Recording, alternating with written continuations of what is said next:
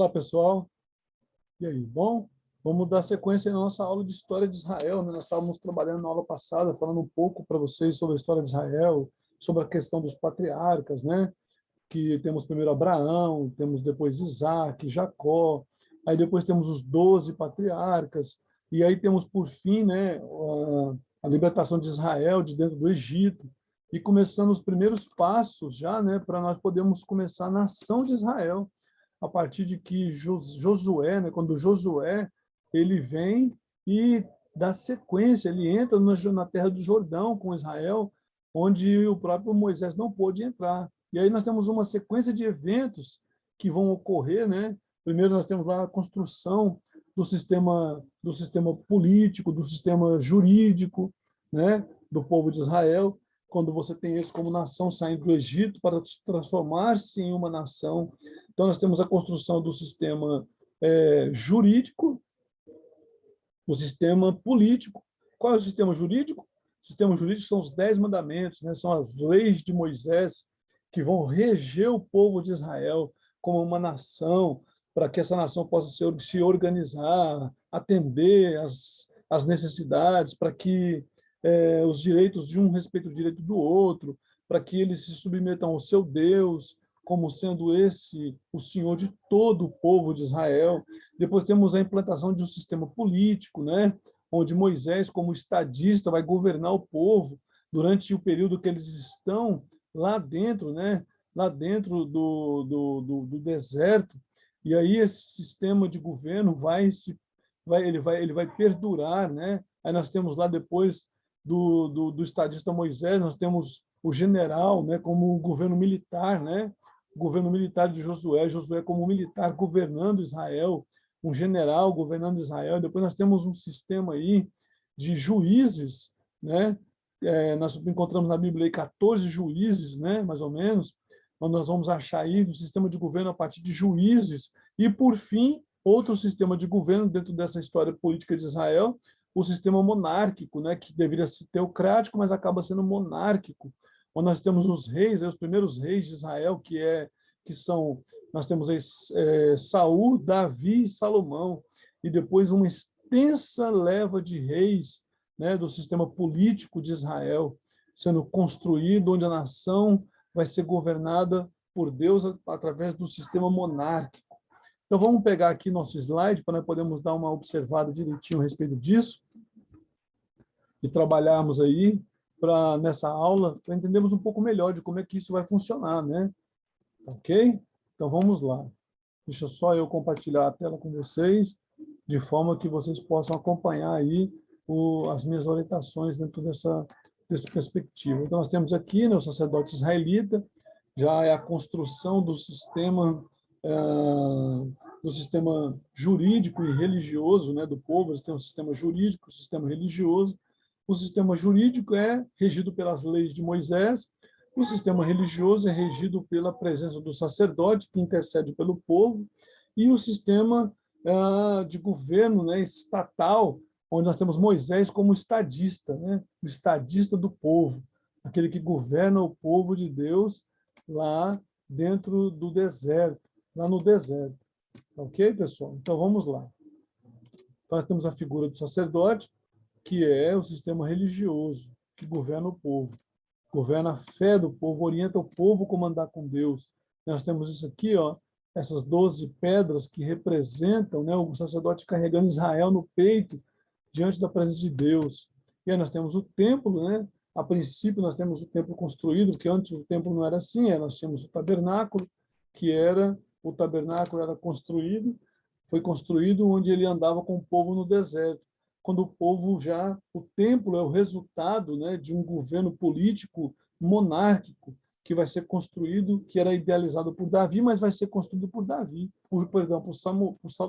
Salomão, filho de Davi, o rei de Israel, né? E aí nós temos o templo de Salomão, de acordo com Hebreus aí, né, que quando o povo de Deus recebia a lei, não sabia ainda realmente se o Senhor estava preparando, porém, como está escrito lá em Hebreus 8:5, a sombra das coisas futuras, né? Então, o tabernáculo que estava no meio do povo, que era a própria presença de Deus, né? No Novo Testamento é o Espírito Santo que representa a presença de Deus. Então nós temos aqui algumas etapas do templo, já dentro do sistema religioso, né? Sendo governado o povo dentro do sistema religioso. Nós temos aqui o templo, que era representado por 3 partes: o pátio, que é o átrio, o lugar santo e o santo dos santos. O santo dos santos representa a figura do céu, a presença do próprio Deus, onde ficava a Arca da Aliança, atrás do véu no templo, né? Então o véu separava o santo dos santos da figura representando Deus e os homens. Quando Jesus morre lá, né, nós temos o véu se rasgando de alto a baixo, né? E aí nós temos lá também o Templo de Salomão, né? Que nós temos algumas representações dentro desse simbolismo aí, que é representado através da figura aí do templo, que é o candelabro, a mesa da propiciação, o altar do incenso. Então, esses são os símbolos, né, da vida religiosa, da vida que traz a religiosidade, a santidade, a vida consagrada, a devoção de um povo ao próprio Deus, que você vai ver isso sendo muito bem representado no Templo de Salomão, através dos sacerdotes.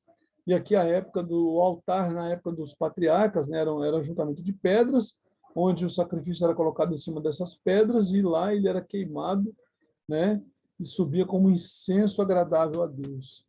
E aí nós temos o altar na época do tabernáculo, que já é construído já um altar já de pedra, né, bem grande, onde era jogado lá dentro, colocado lá dentro as partes que seriam queimadas, né, inclusive, só para ressaltar aí, né, não tinha nenhuma interferência humana nisso aí, não tinha tempero, não tinha nada.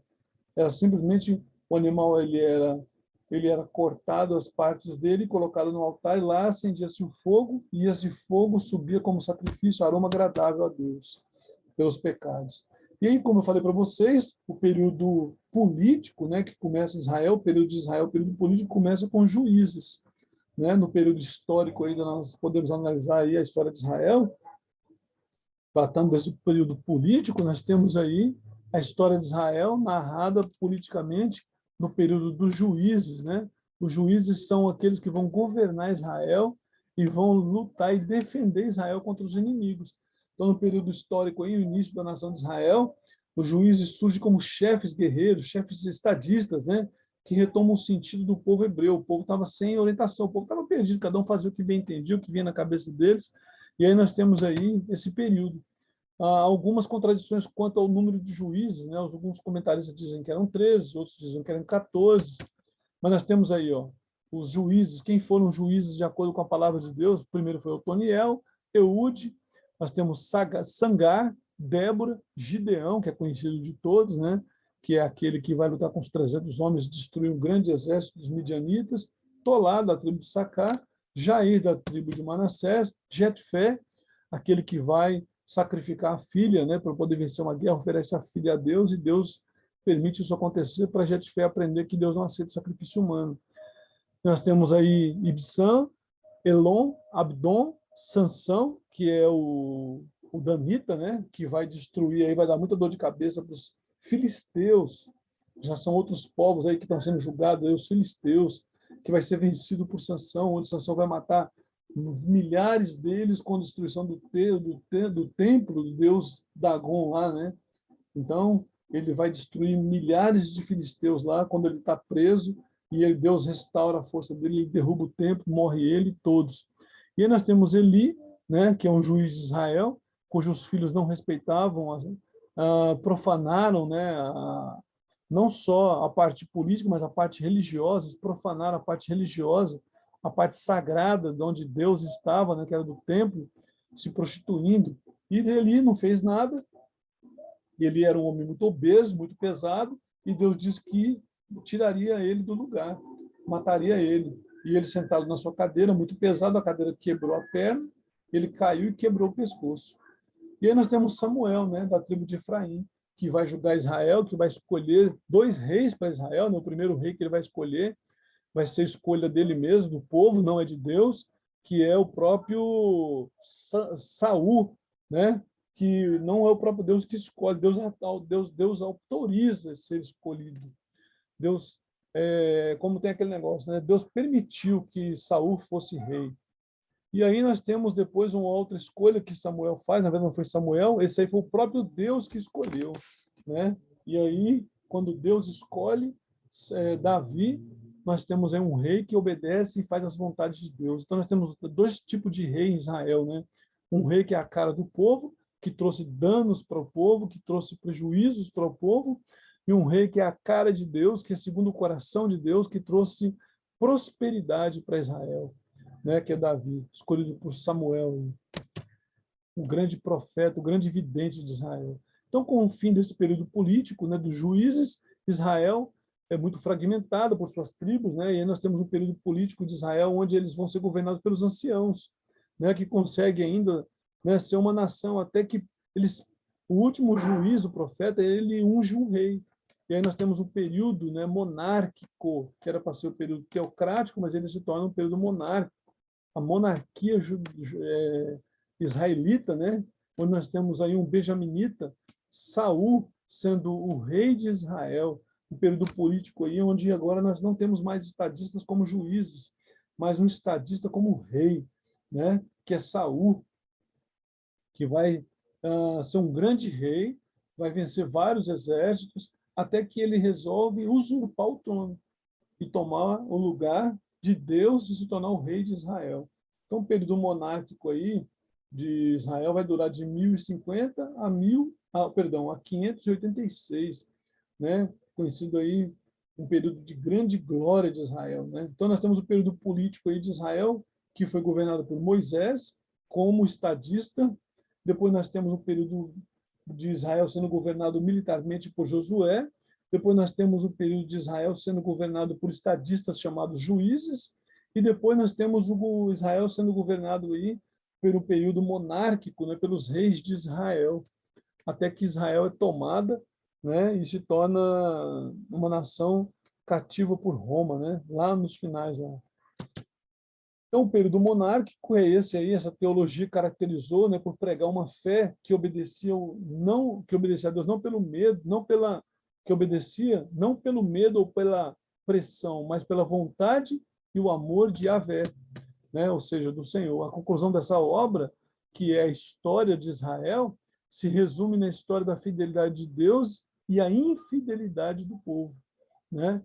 Então, esse tipo de mensagem ficou muito bem claro na leitura do livro dos Juízes. O modelo de governo, que, como eu falei para vocês, se caracterizou no período dos Juízes, né? A anfictionia. O que é isso, professor? Anfictionia. Meu Deus, que palavra difícil. Então, né, pessoal, a anfictionia é um período que vai ser marcado por um período religioso, né, onde Deus atua no meio do povo, o povo trabalha para fazer a vontade de Deus, o povo governa para que Deus seja louvado, para que o nome, a vontade de Deus prevaleça. Então, a anfictionia significa isso, né? Então, ora, o conhecimento da história de Israel no momento de estabelecimento das 12 tribos de Canaã pressupõe uma reprovação do sistema monárquico como política, né? Porque os caras queriam governar do jeito deles. Eles não queriam governar para Deus, eles queriam governar para eles. O período era, como eu falei para vocês, anfictionia, ou seja, era um governo religioso. Não tinha como eu chegar aqui e falar, não, eu vou governar para mim. Não, o governo era religioso. Se era um governo religioso, eles deviam governar como? Para Deus. A arca significava que Deus estaria sempre no meio do seu povo. Então, outro fator que surge a necessidade de um reinado de Israel é a crise interna, quando essa vontade de Deus para de ser prevalecida, e acontece também o quê? Uma decadência do sacerdócio que se dedicava ao ministério da arca, desejos, mudanças, e nós vamos ver um povo sendo castigado por Deus por conta dessa desobediência. O processo de transição foi difícil, né, e lento, pois a anfictionia não aprovou a monarquia, né? Essa monarquia não foi aprovada. Então, assim, a monarquia também compreende por uma atuação de três, como eu falei para vocês, nesse período político, de três primeiros reis, como Saul, Davi e Salomão. Para uma melhor compreensão desse período, será feito um estudo da contribuição de cada um desses reis citados. O reino unido, ungido, o rei ungido, né? O rei ungido, Israel escolhe para eles o rei benjaminita, que é Saul, que se torna o primeiro monarca, né? Que tem como função unificar as 12 tribos, que cada uma dessas tribos tinha os seus anciãos, como eu falei para vocês, o período juízes passa e as tribos ficam na mão dos anciãos. E aí esse rei, ele precisa politicamente unificar esses anciãos como uma só tribo, um só povo, nesse período histórico, né? Fazer essas cidades-estados desses uma nação sacerdotal, um só povo. Então, o período dos reis, Israel, né, dá os primeiros passos para se tornar uma nação com outras nações, como outras nações do mundo na época. Então, agora nós temos aí um rei que enfrentará inimigos como um só povo. Então, para eles poderem ter vitória, eles precisavam ser um só povo. Precisavam olhar para a figura do rei, né? E aí Deus escolhe um outro rei no lugar de Saul. Saul não consegue cumprir isso. Saul não consegue unir esse povo, porque ele tenta trazer Israel para ele. Ele quer tomar a noiva para ele, né? Como se fosse dele. Ele usurpa. O rei, nesse caso aqui, é amigo de quem? Ele é um amigo do noivo. E ele se torna o noivo, o próprio noivo. Ele quer ser o próprio dono de Israel. E Deus o destitui, e ele vai acabar sendo morto, e ele acaba, assim, escolhendo um novo rei, né? O Davi. Davi vai cumprir esse propósito, ele vai ser chamado do homem segundo o coração de Deus. Ele vai lutar contra todos os inimigos, e Deus é com ele. E os exércitos de Israel se unem, e Israel se torna uma nação unificada na pessoa de Davi. Por quê? Porque Davi não usurpou da noiva, né? Ele entendia que ele era só um instrumento de Deus. E aí nós temos lá, depois da morte de Davi, né, o rei Salomão, que vai se tornar, Israel vai dar sequência na potência que Israel vai se tornar, né? Tanto assim, Israel vai se tornar uma cidade, uma cidade poderosa, uma superpotência nos dias de Salomão, tanto militar como economicamente, politicamente e economicamente, uma superpotência, né? Uma das maiores nações de todo mundo daquela época. Então, Davi faz alianças com os povos de várias culturas, né? O filho de Davi, perdão, ele é um rei cosmopolita. E aí, ele, por ser um rei cosmopolita, ele faz alianças e passa a adorar os outros deuses. E Deus, ele divide o reino na mão de Salomão, né? Então, agora os filhos de Israel, agora divididos com a morte de Salomão, eles estão divididos e Israel não consegue mais uma vez cumprir o seu propósito. Então, o reino do norte, Israel, governado por Jeroboão e as tribos de Efraim, né, serviriam Salomão na tribo de José como chefe destas. E o reino do sul, que é o reino de Judá, governado pelo filho de Salomão, Roboão. Por causa de uma desobediência de Roboão, ele não se sujeitou aos anciãos, que ainda tinha papel fundamental, como se fossem políticos, né? Você tem o presidente, os anciãos é como se fosse o Senado, né? E aí ele quis governar sozinho, sem ouvir os anciãos, que levou à divisão do reino, que já tinha sido proferido pelo Senhor, né? Que isso aconteceria. Então, o período monárquico deve ser feito dividido assim em dois períodos: a monarquia unida e a monarquia dividida. Então, nós temos aí o reino do sul, que é Judá, capital Jerusalém, e o reino do norte, né? Que é aí o reino do norte, que é Israel, cuja capital vai ser Samaria. Ok, pessoal? E aí, na próxima aula, vamos estudar sobre os reis de Judá, né? Com a divisão dos reinos, os hebreus não se unificaram novamente e foram conquistados por vários outros reinos, né? Pelos babilônicos, os persas, os helênicos, os romanos, e a história de Israel nesse período interbíblico aí, que nós temos um período onde Alexandre o Grande vai atuar e governar e dominar o povo. Então, a história de Israel no período interbíblico, nós vamos ter vários acontecimentos que vai ser tratado com vocês na próxima aula. Na próxima aula eu quero falar para vocês sobre esse período interbíblico, onde nós temos aí a ação de Alexandre o Grande, nós temos aí os Seleudas, né, até chegar ao governo romano, onde vai se estabelecer, e no governo romano vai chegar o Filho de Deus. Tá ok? E aí nós temos o fim da história de Israel, nós vamos tratar na próxima aula. Então, espero que vocês possam aí ler os slides, prestar atenção no vídeo aí e anotar, fazer suas anotações, suas perguntas depois. Que Deus abençoe vocês. Fiquem com Deus.